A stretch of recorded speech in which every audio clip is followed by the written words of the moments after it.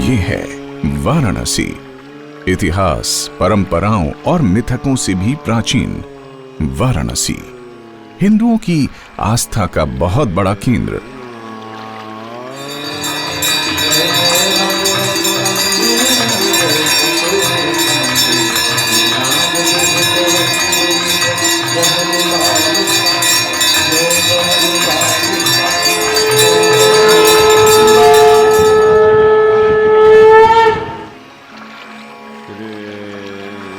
भारत के द्वादश ज्योतिर्लिंगों में से एक काशी विश्वनाथ का मंदिर इसी काशी में है।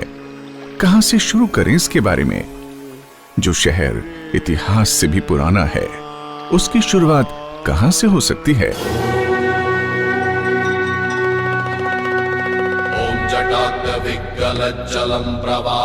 शिव शक्ति के दम दम और बाबा के बम बम से गूंजते शहर के न जाने कितने नाम हैं।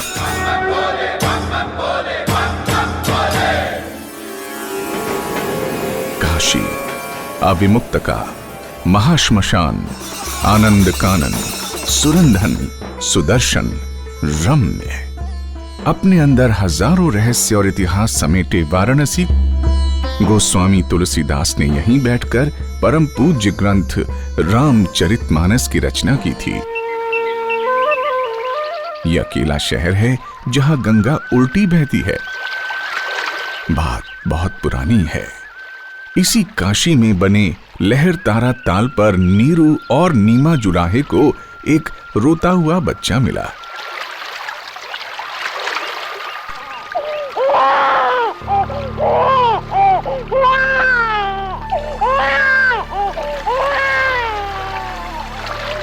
ये बच्चा कोई साधारण बच्चा नहीं था। आगे चल के नीरू और नीमा जुलाहे के घर जिस बच्चे ने अपनी कविताओं से विश्व में एक अलग स्थान बनाया और कहलाया संत कबीर दास। संत कबीर दास इंसानियत के फरिश्ते थे, मानवता के रक्षक थे, कुरीतियों और अंधविश्वासों के खिलाफ लड़ने वाले योद्धा थे, हिंदू मुसलमान को भाईचारे का संदेश देने वाले संदेशवाहक। वे एक ऐसे कवि थे जो अज्ञान के अंधेरे में भटके लोगों को उजाला दिखाते थे, धर्म और जाति के नाम पर लड़ने वालों को सही रास्ता दिखलाते थे। कबीर दास एक मार्गदर्शक, एक शिक्षक, एक कवि, एक संत, एक आदर्श चरित्र और एक महान दार्शनिक थे। उनके लिए जितने भी विशेषण इस्तेमाल किए जाएं कम है। बुरा जो देखन मैं चला, बुरा न मिलिया को, जो दिल खो जा अपना, मुझसे बुरा न कोई कबीरा, मुझसे बुरा न कोई।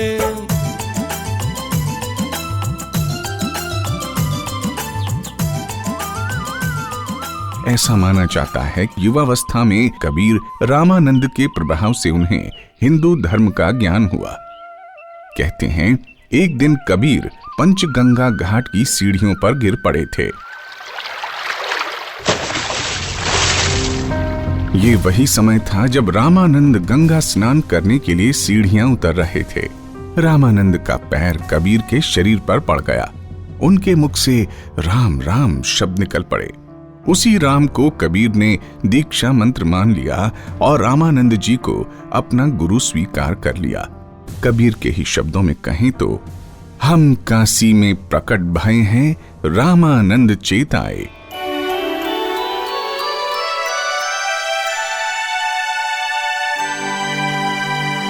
कबीर के बचपन, उनकी शिक्षा पर लोगों की अलग अलग राय है। कबीर दास जिस समय लेखन कर रहे थे वो साहित्य का भक्ति काल या यूं कहें कि स्वर्ण काल था। गुरु गोविंद दो खड़े काके लागू पाए, बलिहारी गुरु आपने गोविंद दियो मिलाए कबीरा, गोविंद दियो मिलाए। भक्ति काल को हिंदी साहित्य का श्रेष्ठ युग माना जाता है। कबीरदास ने भी अपनी रचनाओं से इस युग को श्रेष्ठ बनाने में अपना महत्वपूर्ण योगदान दिया है। इन तमाम संतों में सबसे प्रमुख संत कबीरदास ही थे, जिन्होंने अपनी लेखनी से ज्ञानाश्रय शाखा को विशेष बनाया। अन्य संतों में नानक, रैदास, दादू दयाल, सुंदरदास तथा मलुकदास थे। ज्ञानाश्रय शाखा के अलावा प्रेमाश्रय शाखा, कृष्णाश्रय शाखा और रामाश्रय शाखा ने भक्ति काल के काव्य को 4 चांद लगाए हैं।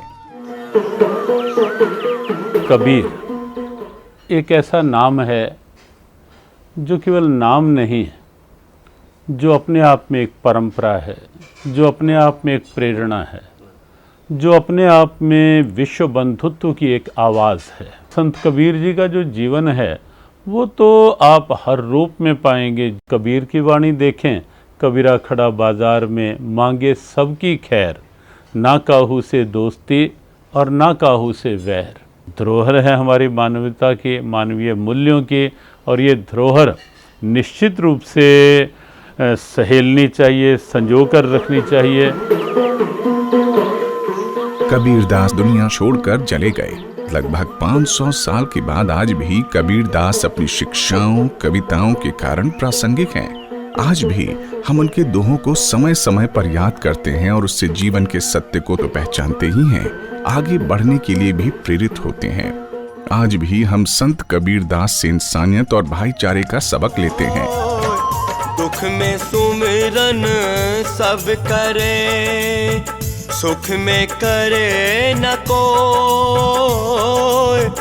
जो सुख में सुमिरन करे, दुख काहे का होए कबीरा, दुख काहे का होए। कबीर साहिब ने हिंदू और मुसलमान दोनों को समान रूप से शिक्षा दी, और यही वजह है कि काशी में अवतार लेकर और उत्तर प्रदेश के मगहर में कबीर साहिब का स्मारक और उनकी मज़ार, जो हिंदू और मुस्लिम दोनों संप्रदायों के द्वारा सुरक्षित है, संरक्षित है, और वहाँ पर सतगुरु कबीर साहिब को पूजने के लिए, शीश नवाने के लिए हिंदू भी और मुस्लिम भी बारी बारी जाते हैं।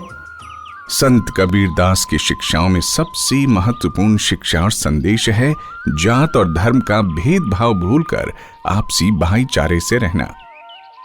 कबीरदास जी एक महान समाज सुधारक थे। उन्होंने अपने युग में व्याप्त सामाजिक अंधविश्वासों, कुरीतियों और रूढ़िवादिता का विरोध किया। उनका उद्देश्य भेदभाव वाले समाज में जागृति पैदा कर लोगों को भक्ति का नया मार्ग दिखाना था।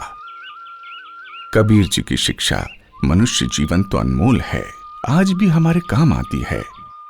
कबीर के पास कोई संपत्ति के कम नहीं थे। 2 राजा उनके शिष्य था। वो चाहते तो सोन के झूले में झूल सकते थे, लेकिन जीवन भर खड्डी चलाने काम किए, चादर बुनने काम किए। उनके शिष्य लोग कहते थे, गुरुजी आप इतना क्यों करते हो? तो कबीर बोलते थे, बेटा अरे अभी तुम कंधे में चला कर चल रहे हो, कर उतार कर फेंक दो, कुछ दिन क्या। तो जब तक कबीर की भुजा चलेगी तब उनकी खड्डी चलेगी। तो कर्म इसी को, कर्म कांड को कबीर अनदेखे को नहीं हो। तो कबीर कहते थे, मैं जो कहता हूँ लिखा लिखी की है नहीं, देखा देखी बात, दुल्हन दुल्हा मिल गए तो फीका परे बता। संत कबीरदास हमारे ही देश में नहीं अपितु विदेशों में भी अपने काव्य और विचारों के लिए बहुत प्रसिद्ध रहे हैं। कबीर की मुख्य कृतियों में बीजक, कबीर ग्रंथावली, कबीर रचनावली, साखी ग्रंथ, अनुराग सागर आदि प्रमुख हैं। ये सच है कि देश और विदेश में कबीर के काव्य को लेकर शोध और चर्चा होती रहती है। देश के दूसरे राज्यों की तरह हरियाणा में भी कई ऐसे विद्वान और शोधकर्ता हैं जो संत कबीरदास पर काम कर रहे हैं। आज कबीर के गाने और दोहे पूरे देश में गाए जाते हैं। ऐसा जो सुख पावेगा नाम भजन में,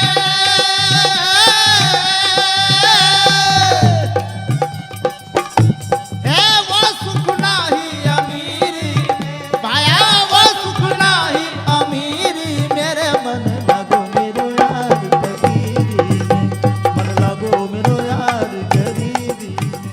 पद्मश्री प्रहलाद टिप्पणियां मध्य प्रदेश के शिक्षक हैं और कबीर गाते हैं। धर्मी धर्मी पारुता परिजन पापी चकना चूर भैया, हल्के गाड़ी हाँको मेरे राम गाड़ी वाले, वो जरा धीरे धीरे गाड़ी हाँको मेरे राम गाड़ी वाले। प्रदेश के गांव-गांव में तंबूरा लेकर कबीर गाने वाले हजारों की संख्या में मौजूद हैं। इससे पता चलता है कि कबीर और उनकी शिक्षा आज भी कितनी प्रासंगिक है। आज हमें जरूरत है कबीर दास जी की शिक्षा को आत्मसात करने की। हरियाणा सरकार ने अपनी तमाम योजनाओं में इस बात को साबित किया है। हर योजना जितनी जल्दी बिना समय गंवाए लागू की गई है, उसे उतनी ही शीघ्रता से जन जन तक पहुंचाया भी है। बेटी बचाओ बेटी पढ़ाओ की अपार सफलता इस बात का जीता जागता उदाहरण है। नौकरियों में पारदर्शिता हरियाणा सरकार की ईमानदारी को दर्शाती है। ये बताती हैं कि हरियाणा सरकार कबीर दास की सर्वधर्मिक है की भावना के साथ काम कर रही है। हरियाणा में राज्य स्तरीय जयंती मनाने की परंपरा हरियाणा सरकार ने शुरू की है। इसी के तहत हरियाणा सरकार संत कबीर दास की जयंती मना रही है। ये जयंती इस बात का प्रतीक है कि जगत कवि हरियाणा के लिए कितने मान और सम्मान के प्रतीक हैं। जुलाहे परिवार से ताल्लुक रखने वाले संत कबीर दास को सम्मान देने के लिए माननीय प्रधानमंत्री श्री नरेंद्र मोदी जी ने बुनकरों के लिए बुनकर सेवा केंद्रों की स्थापना की है, ताकि समाज को बुनने वाले इस जुलाहे संप्रदाय का विकास हो सके।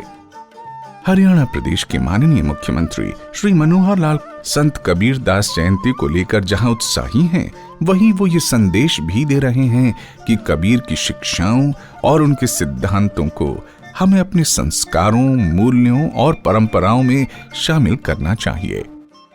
संत कबीरदास जी सच्चे मानवतावादी महापुरुष थे। उनका जन्म ऐसे समय में हुआ जब हमारा समाज अंधविश्वास, जात पात और रूढ़िवादी परंपराओं से ग्रस्त था।